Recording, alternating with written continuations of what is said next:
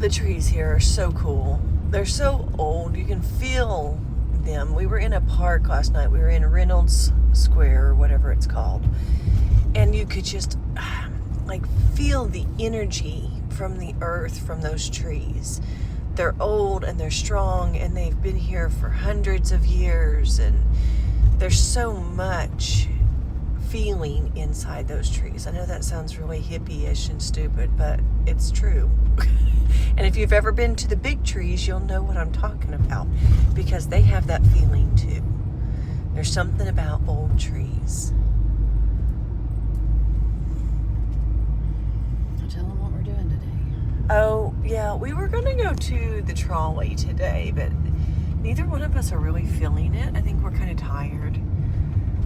And so we're going to give ourselves something to do next time and not do the trolley this time. Instead, we are going to the Savannah Wildlife Refuge, National Wildlife Refuge, because they have a stamp. So we're going to go and get our stamps there, and then we are going to head south towards Florida. There are several things for the national park system in the upper part of Florida that we want to check off. So we're going to go do that. But I just want to tell you guys, Savannah is absolutely a beautiful town. There's a lot of history here that we have not even touched on. So much to do. Absolutely. And it's just it's beautiful.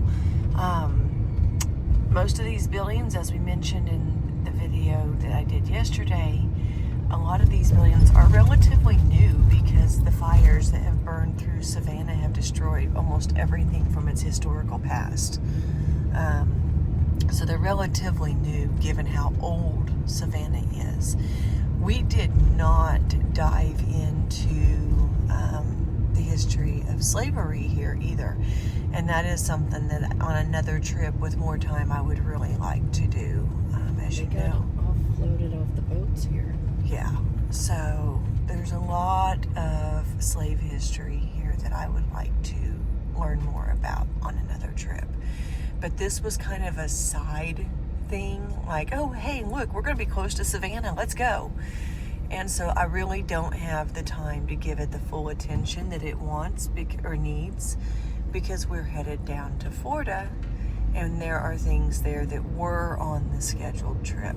So we will be back, Savannah. We appreciate you, and we think you are a beautiful town, and we look forward to coming back and exploring your history more. Maybe, I don't know. This is such a big bridge. This is the bridge and the river where we had dinner the other night. So if you look, there's two stacks. See those two little stacks like right there on top of that building? That's where we ate. Pizza was right there. And this big old barge came through here and said, "Moo!" Scared the living dickens right out of us. I am here to tell you, I swear if we could have jumped out of our skin, we would have.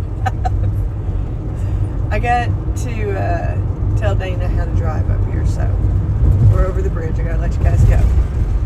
Our first stop is always the visitor center so that we can get a better understanding of what we want to do and what we want to learn about and what we are looking at. So I recommend that anytime you go to a national park, start at the visitor center. There's so much information here and some really cool exhibits too. Plus, it saves you from wandering around. You get to go straight to where you want to go. So we are here at the Savannah Wildlife Refuge, and we are going to take a little walk on the trail. I don't remember which way she said to go. Interesting. Anyways, we're going to try to figure out which way we're going to go.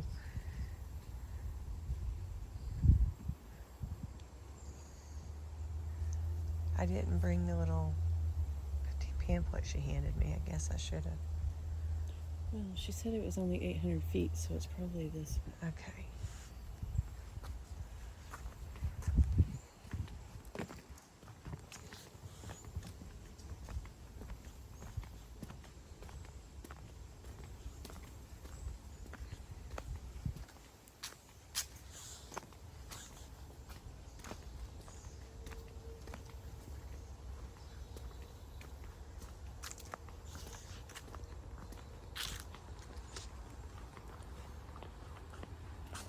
Well, this is cool.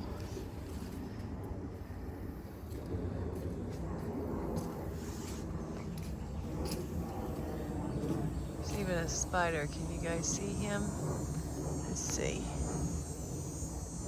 Where did he go? He's hanging out right around there. There he is.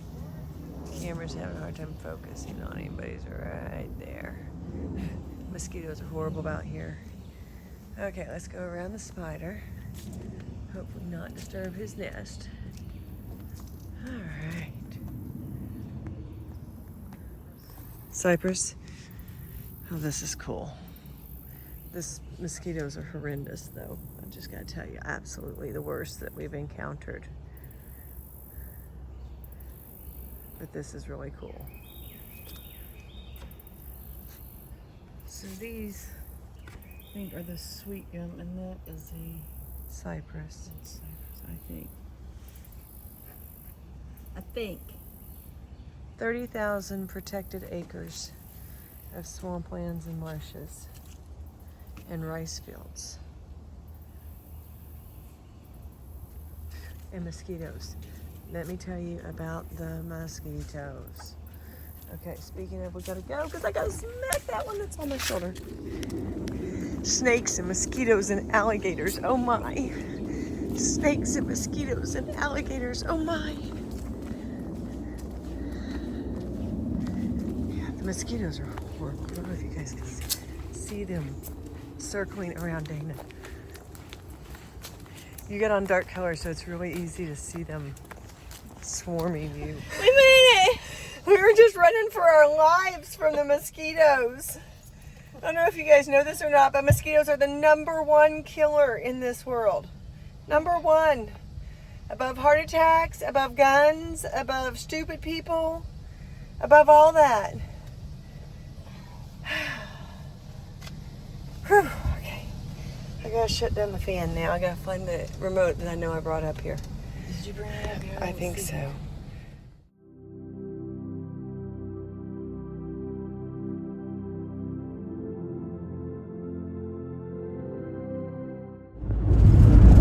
So this has been the trip, Bridges, and we're going over another one.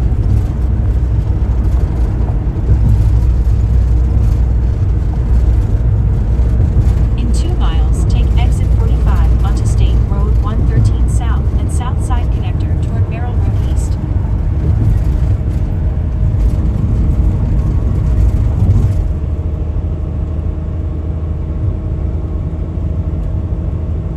My ears are popping. We're going so high. Yeah, that's the big bridge. That's windy. Little turbulence.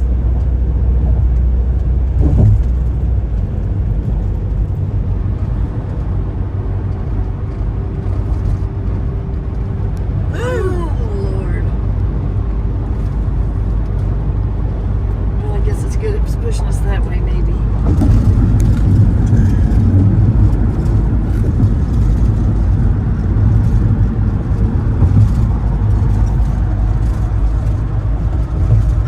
Coming back down to a reasonable height.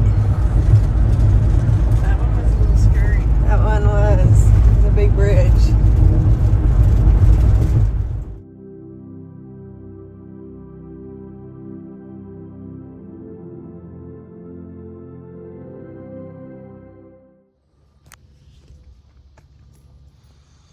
Isn't that pretty?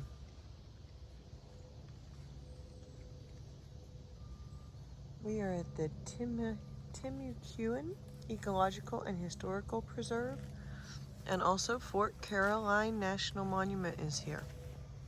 So we should be seeing both of those things.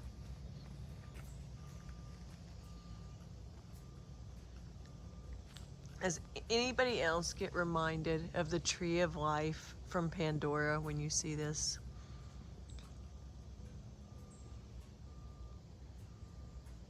Absolutely beautiful.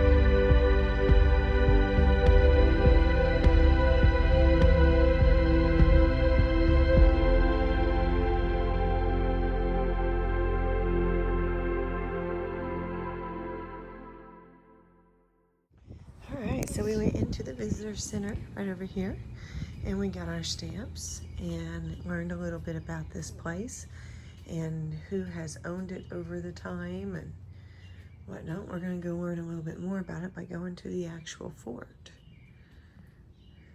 There's also a plantation that's part of this area, this Timucuan. I can't pronounce it. I'm sure I'm butchering it. Anyways, we'll probably record over this or delete it. So the Timucuan chief, Saturiba, he crafted a shelter similar to what you're seeing here so that he could watch the French build their settlement. When they asked for help, he sent 80 of his strongest men to help dig the fort's moat and gather palmetto leaves. Super cool.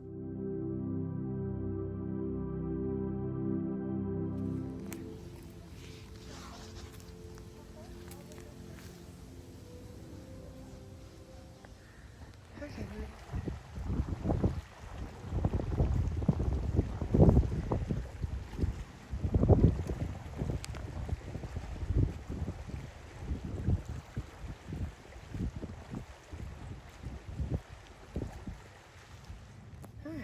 I think Fort Caroline is going to be a little different than what we're used to.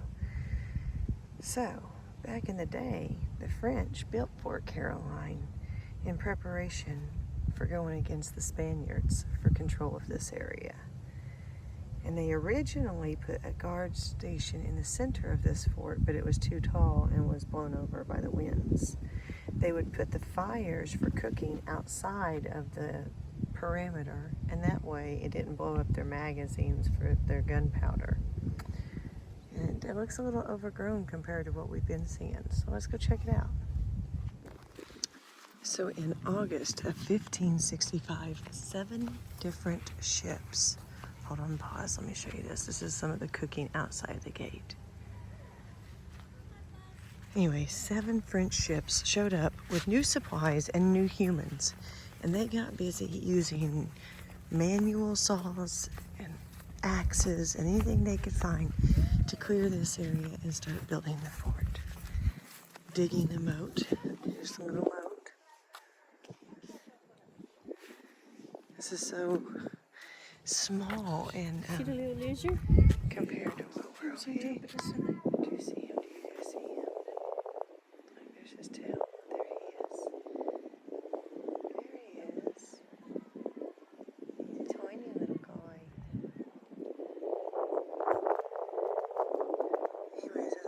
This fort is quite small and under par compared to some of the ones we've seen.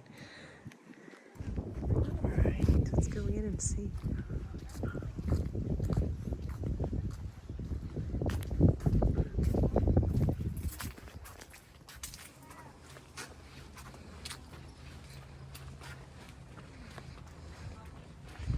Alright, so it seems the joy over those 7 ships would be very short-lived because at the break of dawn on September 20th in 1565, about 400 Spanish troops under Pedro Menendez de Aviles stormed the partially defeated fort and massacred 130 people.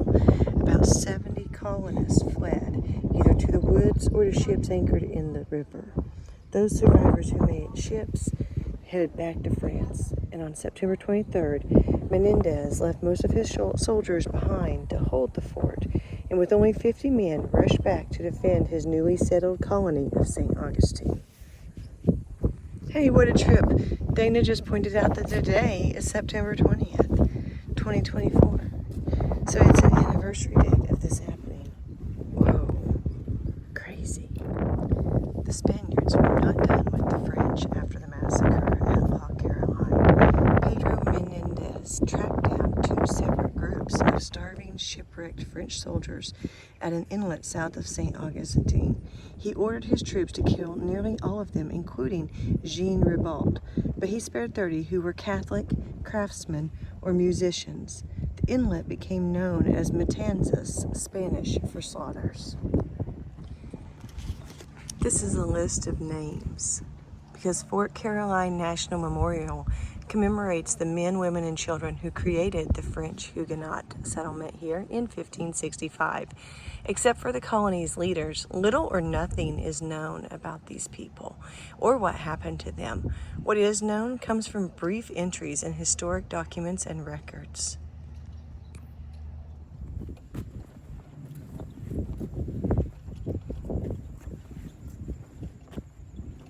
My question is, how's this moat going to keep anybody out? Well, if I understood what I've read correctly, this is all a recreation of the fort that was here, because it said something back there about how there was no history, no visible history of the fort on the land. And so I'm pretty sure that this is just kind of the best recreation that they could come up with. If I'm not mistaken, we'll go back and reread, but I think that's what it said. So this is kind of important, Dana pointed out. Seeking revenge 3 years later in 1568, a French force led by Dominique de Gourgues defeated the Spaniards with the Timucuan help here at La Caroline. They hanged 200 and burned the fort, which the Spaniards had renamed San Mateo. Mission accomplished. The French sailed home. So she was right about that. So I am correct also that this is not the original. This is all a replica. It says that the historic maps and engravings provide clues about the size, shape, and location of the fort, but nothing definitive has been found in the ground. There were also African colonists mentioned briefly by one of the Frenchmen. Where did the Spaniards camp before the massacre? And why did Jean Renault's son Jacques fire his ship's cannon at the Spaniards? The questions go on and on and on. Thank you guys for joining us on this adventure today. Stay tuned for tomorrow's adventure, and we're going to go catch a movie and eat some popcorn. Y'all have a nice night and be safe. We'll see you down the road.